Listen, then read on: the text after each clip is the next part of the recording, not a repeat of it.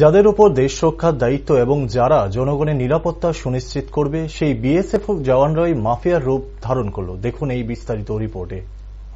BSF 42 ব্যাটালিয়নের লঙ্কামুড়াস্থিত alpha company আধিকারিকের নেতৃত্বে মদমত্ত অবস্থায় জওয়ানরা সাধারণ মানুষের উপর অত্যাচারের অভিযোগ করেছে।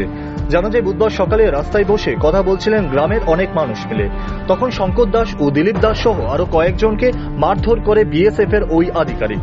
অন্যের ঘরে তালা ভেঙে দেখাতে বলে, তাতে রাজি না হওয়ায় তাদেরকে প্রচন্ডভাবে মারধর করে।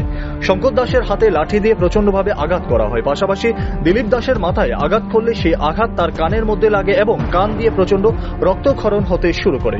তারা জিবিপি হাসপাতাল থেকে চিকিৎসা করে আসে। সেদিন কি হয়েছিল ঘটনাটা? কত মাইসে গেছে আমার ঘরের মালিক কারা তামিলে আমি কই দিন বাড়ি মেরে গেছি। কে বাড়ি দিছে? কোন ক্যাম্পের তারা? চেকপোস্টের না? কতজন আইছিল তারা?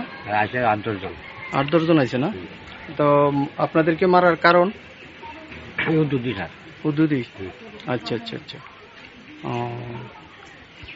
আচ্ছা, তারা কোনো জয় জিজ্ঞাসা করছে না। আসলে ওই একটা বাতি আসলো, বাতিটা মেরে টাস্কে বাড়ি মারছে, বাড়ি দিয়ে সেটা ওই মানে এরপরে তো আমার রক্ত ঝরতেছে, দেখতেছে। আমাকে ডাক্তার নিয়ে যাবো, ডাক্তার নিয়ে যাবো। কিছু না স্যার, ডাক্তার নিয়ে যাবো লাগতো না। কি কাজ করো? আমি ডেকোটার কাজ করি। আমরা বাড়ি ঘরে তার মতো কোনো ক্ষতি নেই। একবার তোর এর ঘরে তালা ভাঙো আমার দিয়া, এর ঘরে তালা ভাঙা, এর ঘরে তালা ভাঙা। এটা কোন সিস্টেম? আমার বয়স 51 বছর। আমি বিএসএফ কত বিএসএফ দেখছি, এমন বিএসএফ তো দেখছি, এমন বিএসএফ আর দেখছি না। তাহলে তারা এমন যদি টর্চারিং করে, তাহলে আমরা কিভাবে বাঁচা?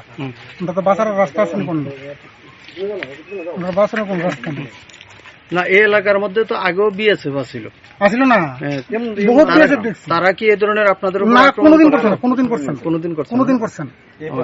এখন যারা নতুন আছে তারা এই ধরনের ইয়ে করতেছে। আচ্ছা আচ্ছা। আচ্ছা, আপনারে কি মারছে? আপনার ঘরে যে গেছে? কই মারছে আপনারে?